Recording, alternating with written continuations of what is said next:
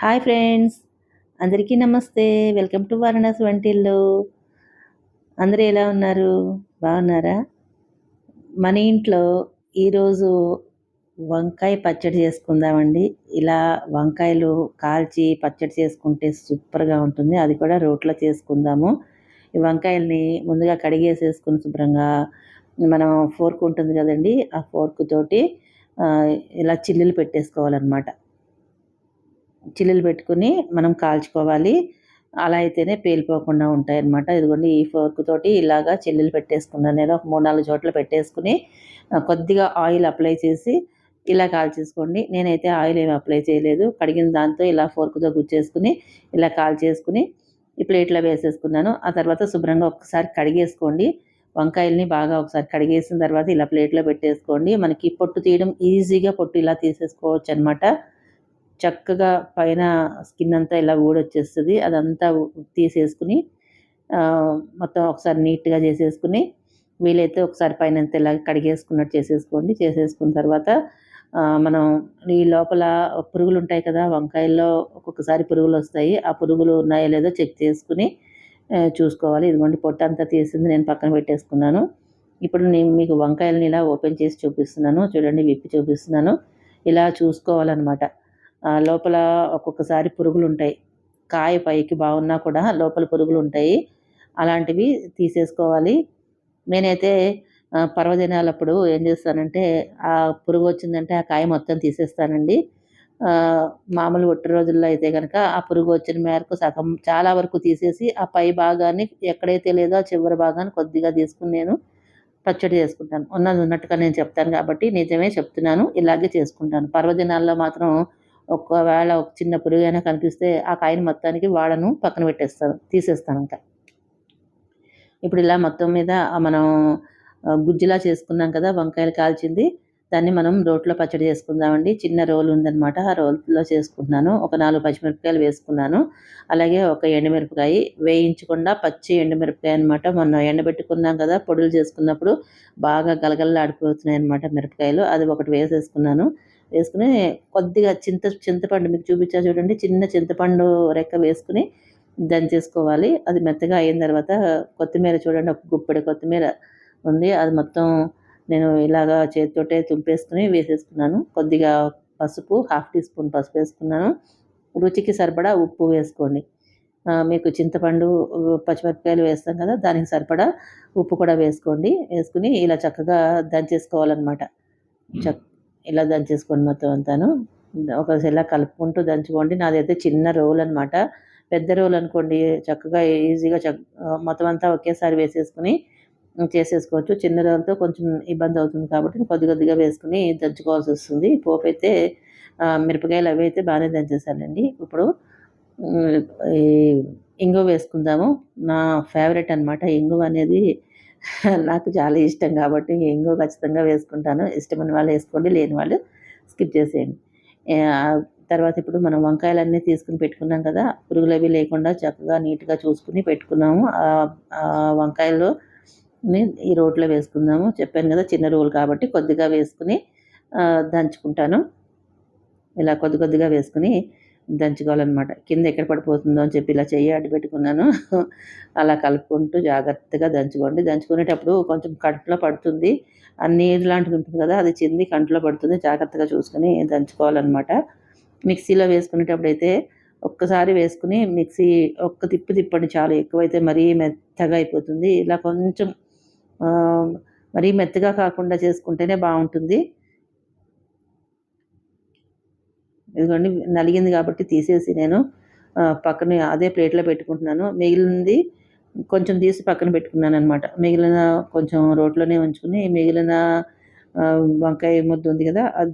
అది రోట్లో వేసేసుకుని ఇలా దంచేసుకోండి.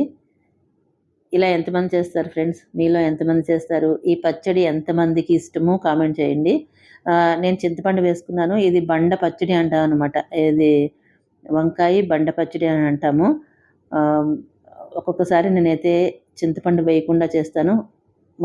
ఎక్కువ టైము చింతపండు లేకుండానే చేస్తాను.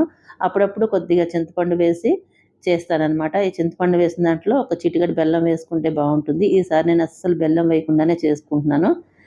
ఉత్తి చింతపండు, పచ్చిమిరపకాయలు, అలాగే ఒక ఎండుమిరపకాయ, ఉప్పు, పసుపు, కొత్తిమీర వేసేసుకుని దంచేసుకున్నాను కదా, ఇదంతా మొత్తం దంచేసుకోవడం అయిపోయింది. అంత ప్లేట్లోకి తీసేసుకుంటున్నాను. ఇలా చేసుకోండి. పచ్చడి అయితే సూపర్ టేస్టీగా ఉంది, చాలా బాగుంది. ఈ స్మోకీ ఫ్లేవర్ వస్తుంది కదా, అదే పొగ వాసనలా వస్తుంది. కాల్చింది మనకి స్మోకీ ఫ్లేవర్ ఉంటుంది, చాలా బాగుంటుంది. అది కొంతమందికి ఇష్టం ఉండదు. మా అమ్మాయికి ఆ స్మోకీ ఫ్లేవర్ ఇష్టం ఉండదన్నమాట. అందుకని నేను కొంచెం చింతపండు వేసానన్నమాట. ఇలా చేసిన పచ్చడి చాలా నచ్చింది, చాలా చాలా బాగా నచ్చిందనమాట. ఎప్పుడు వేసుకోదు, పెరుగు పచ్చడే చేస్తాను. మా అమ్మాయి కోసం అయితే పెరుగు పచ్చడే చేస్తాను. ఆ పెరుగు పచ్చడి బాగా ఇష్టంగా తింటుంది. ఆ స్మోకీ ఫ్లేవరు తెలియదు దాంట్లో.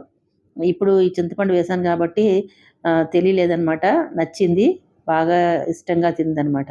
ఇప్పుడైతే మనం దంచేసుకున్నాం కదా, బండ పచ్చడి మొత్తం అంతా దంచేసుకుని ఒక ప్లేట్లో తీసేసుకున్నాం కదా, దానికి పోపు వేయించుకోవాలి. చిన్న ప్యాన్ పెట్టుకుని దాంట్లో కొద్దిగా ఆయిల్ వేసుకుని మెంతులు, ఆవాలు చిటపటలాడిన తర్వాత కొంచెం శనగపప్పు, మినపప్పు, ఒక ఎండుమిరపకాయ తుంపేసుకుని పక్కనే ఒక ఎండుమిరపకాయ పెట్టుకున్నాను కదా ఇందాకను. 2 మిరపకాయలు పెట్టుకుంటే ఒకటే వేసుకున్నాను, ఒక మిరపకాయ పోపులో వేసుకున్నాను అనమాట. ఇట్లా వేయించేసుకుని చక్కగా వేగిన తర్వాత లాస్ట్లో కరివేపాకు వేసేసుకోండి. ఇట్లా ఇష్టమైన వాళ్ళు ఇంగువ వేసుకోండి, లేని వాళ్ళు ఇక స్కిప్ చేసేసేయండి. నేనైతే ఇంక పోపులో వేయలేదులండి, డైరెక్ట్గా దాంట్లో దంచుకున్నప్పుడు వేసేసుకున్నాను కదా, అది సరిపోతుంది దీంట్లోకి. పోపు వేగిన తర్వాత ఇదిగోండి దీంట్లో ఇలా వేసేసుకున్నాను. ఈ ప్లేట్లో పచ్చట్లో ఇలా వేసేసుకోండి, చక్కగా మంచి వాసన వస్తుంది. కరివేపాకు వేగిన వాసన సూపర్గా ఉంటుంది కదా. ఇలా వేసేసుకున్న తర్వాత అయిపోయిందండి, పచ్చడి అయిపోయింది. ఇప్పుడు ఇంక మనం చారు పెట్టుకుందాము. మన చారు పొడి చేశాను కదా, ఆ చారు పొడితోటి చారు పెట్టుకుందామండి. పొడులు, కారాలు ఉన్నాయి మన ఛానల్లోనూ, అవి చూడండి, చాలా చాలా బాగుంటాయి అన్నమాట. ఈ వంట ఈజీ అయిపోతుంది, దాంతో మీకు చూపిస్తున్నా చూడండి.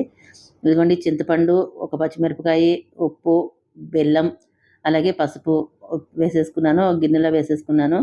ఈ చారు పొడి అనేది ఉంది కదా, ఇంకా ధనియాలు ప్రత్యేకించి వేయాల్సిన అవసరం లేదండి. చారు పొడి ఎంత కావాలంటే అంత కొంచెం వేసేసుకోవాలి. నేను ఒక 2 స్పూన్లు వేసేసుకున్నాను. వేసుకుని ఈ గిన్నెతోటి నేను పెట్టుకుంటాను అనమాట. ఒక చెంబుడు నీళ్లు, ఈ చెంబుతో చెంబుడు నీళ్లు పోసేసుకున్నాను. పోసుకున్న తర్వాత ఇంకేముందండి, చారు పెట్టడం చాలా ఈజీ అయిపోయినట్టే. ఇది స్టవ్ మీద పెట్టేసుకోవాలి, బాగా మరిగిపోవాలి. మరిగిన తర్వాత పోపు వేసేసుకోవాలన్నమాట. ఇదిగోండి పక్కనే అదే ప్యాన్, ఇందాక మనం పచ్చడికి పోపు పెట్టుకున్నాం కదా, అదే ప్యాన్ పక్కన పెట్టాను. ఆ ప్యాన్ తోటే దీంట్లో పోపు పెట్టేసుకుంటే మన చారు అయిపోయినట్టే. ఇదిగోండి దీంట్లో పోపు పెట్టేసుకుంటాను. చారు చూసారా చక్కగా మరిగిపోతుంది, గుమగుమలాడిపోతుంది, వాసన భలేగా ఉంది. ఇంగు కూడా ఇందులోనే ఉంది, అయినా కూడా నేను ఇంగు వేసుకుంటాను. కొద్దిగా కొత్తిమీర వేసేసుకున్నాను, ఒక గుప్పెడు కొత్తిమీర వేసేసుకున్నాను. ఇందులో ఇంకా టమాటో అనేది వేయలేదండి, ఇష్టమైన వాళ్ళు టమాటో వేసుకోవచ్చు. టమాటో వేసుకున్నప్పుడు కొంచెం చింతపండు తగ్గించి వేసుకోండి. టమాటో లేనప్పుడు కొద్దిగా చింతపండు సరిపడా చూసుకుని వేసేసుకోండి. పోపు పెట్టేసుకున్నాను కదా, పెట్టుకున్న తర్వాత ఆ పోపును కూడా ఇందులో వేసేసుకుంటున్నాను. ఆ పోపు ప్యాన్లో కొద్దిగా ఈ చారు మరిగేది కొంచెం దాంట్లో వేసేసుకుని ఒకసారి కడిగినట్టు అయిపోతుంది మొత్తం అంతా. ఇంకా దాంట్లో ఏది మిగలకుండా ఆయిల్ అది ఉంటుంది కదా, ఆ పోపు కూడా ఇందులోకి వచ్చేస్తుందని చెప్పి మొత్తం ఇలా కడిగేసుకుని దీంట్లో పోసేసుకుంటున్నాను అనమాట. మంచి వాసన వస్తుంది, గుమగుమలాడిపోతుంది, చారు పొడి సూపర్గా ఉందండి. ఇలా మన చారు పెట్టుకోవడం కూడా అయిపోయింది. ఇదిగోండి నేను పచ్చడి అయితే ఈ గ్లాసు బౌల్లోకి పెట్టేసుకున్నాను. ఈరోజు మాఘపాదివారం కదా, పాలు పొంగించుకున్నాను. పాలు పొంగించుకున్నప్పుడు తరిగిన కూర తినకూడదు కాబట్టి వంకాయ బండ పచ్చడి చేశాను, అలాగే పాలు పొంగల్ చేసుకున్నాను. పాలు పొంగల్ చేసుకుని తర్వాత పులగం వండుకున్నాను అనమాట. ఇదేమో దేవుడి దగ్గర గుళ్ళో ఇచ్చిన ప్రసాదం అండి అది. ఈ పులగంలో కొంచెం బెల్లము, నెయ్యి వేసి పక్కన కప్పులో పెరుగు తీసుకుని నైవేద్యం చేస్తాము. ఒక గ్లాసులో నీళ్లు పెట్టుకుని అది దేవుడికి నివేదన చేస్తాము. పరమాన్నము, పులగము, అలాగే పొంగలి, పచ్చడి, చారు, ఇవ్వండి ఈరోజు నేను చేసింది. తరిగిన కూర తినమన్నమాట. మాఘపాదివారం పాలు పొంగించుకున్న వాళ్ళు తరిగిన కూర తినరు, అందుకని ఇలా చేసుకుంటాం అనమాట. మనం చేత్తో తుంపుకుని టమాటా పప్పు చేసుకోవచ్చు, అలాగే ఆలుగడ్డ ఫ్రై చేసుకోవచ్చు ఉడికించుకుని, అలాగే చామదుంపలతో కూడా చేసుకోవచ్చు అనమాట. ఇలా చేసుకున్నాను. ఎలా ఉంది, నచ్చిందా మీకు? మీరు ఎలా చేస్తారో కామెంట్ చేయండి.